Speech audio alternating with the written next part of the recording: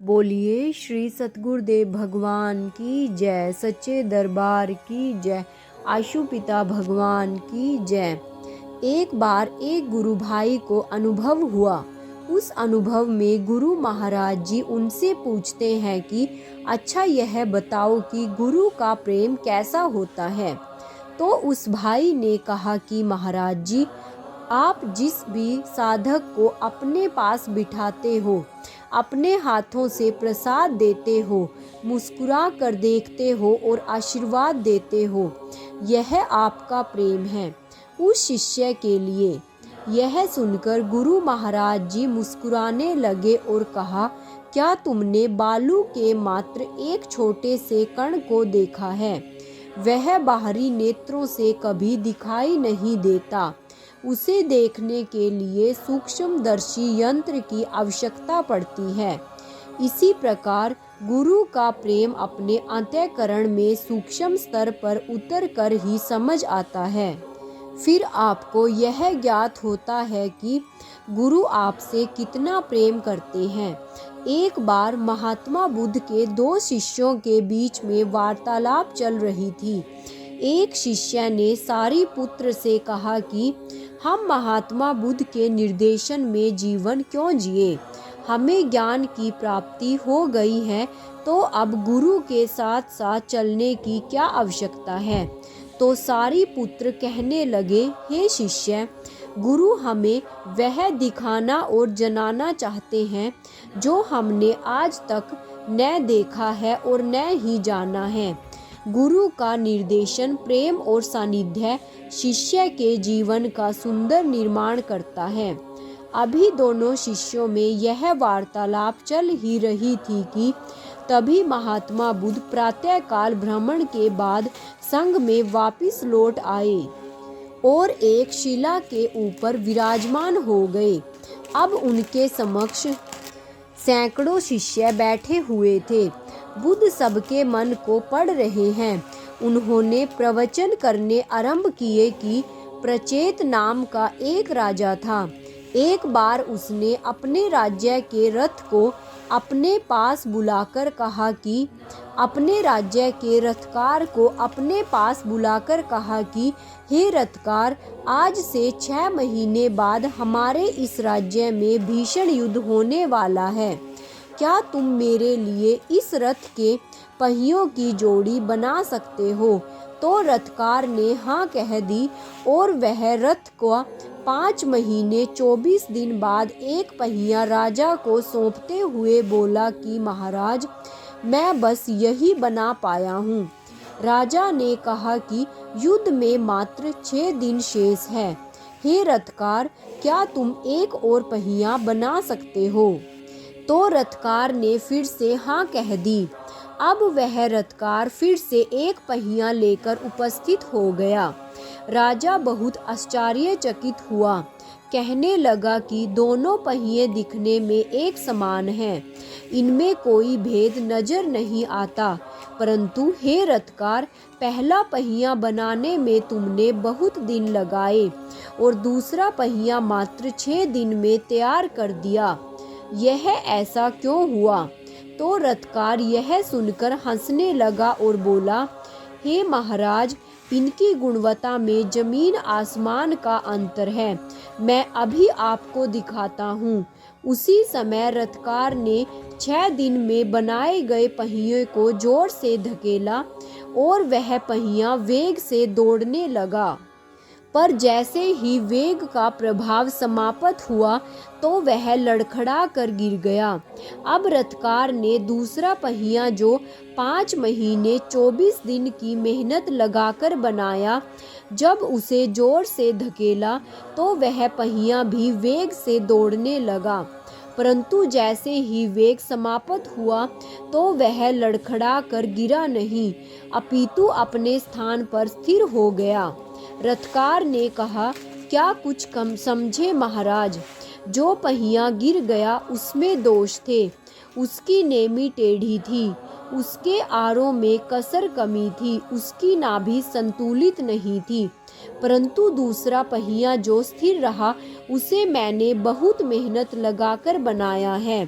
वह पूरी तरह से निर्दोष है, उसकी नेमी सीधी है, उसके आरों में कोई कमी नहीं है और उसकी नाभि भी संतुलित है।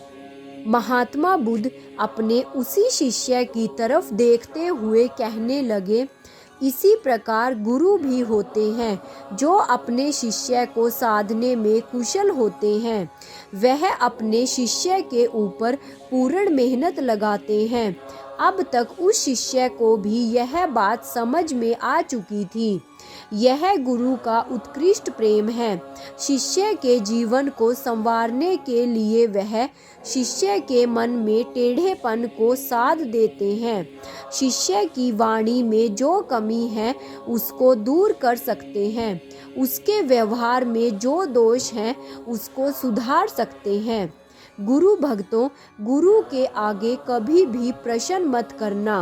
अपने आप को सौंप दो उनके कुशल हाथों में। पूरी तसल्ली से उसे अपने ऊपर काम करने दो और गुरु के ऐसे प्रेम को देखकर एक शिष्य के मन में भाव पैदा होते हैं कि मस्तक पर अपने आप के चरण कमलों का ताज चाहता हूँ। हर पल रहे आपकी निगाहें मुझ पर, ऐसा दिव्य साथ चाहता हूँ। जो भी देखे मुझे दीदार तेरा हो जाए, ऐसा व्यक्तित्व चाहता हूँ। हे सतगुरु, मैं तो बस आपका होना चाहता हूँ, मैं तो बस आपका होना चाहता हूँ। एक बार मणियों और रत्नों की प्रदर्शनी लगी हुई थी। एक व्यक्ति उन्हें देखते देखते अचानक से रुका और आयोजक के पास जाकर बोला कि महोदय, आपने इतने चमकते हुए रत्नों के बीच में यह मामूली पत्थर क्यों रखा है? आयोजक यह सुनकर मुस्कुराने लगा और उसने उसी समय पत्थर उठाया और उस व्यक्ति के हाथों में थमा दिया। हाथों की छाया में आते ही वह मामूली सा पत्थर इतना खूबसूरत बन गया कि चमकते हुए रत्नों को भी मात दे दी, क्योंकि वह पत्थर था ओपल रतन, यानी दुधिया पत्थर। हमारे जीवन की कहानी भी ऐसी ही है। ना ही कोई चमक, ना ही कोई रोशनी, परंतु हमारी जिंदगी में एक अजूबा घटा। जैसे ही महाराज जी ने अपने दिव्य हाथों में हमको थामा, तो हमारे चमकहीन जीवन में नए रंग खिल गए।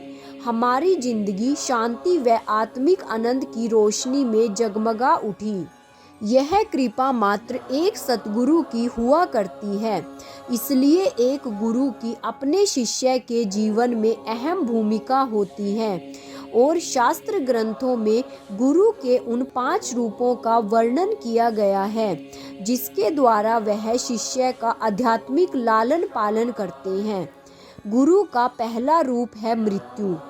गुरु प्यारे साधकों, आपको शायद यह सुनकर आश्चर्य हुआ होगा कि गुरु और मृत्यु यह कैसे हो सकता है।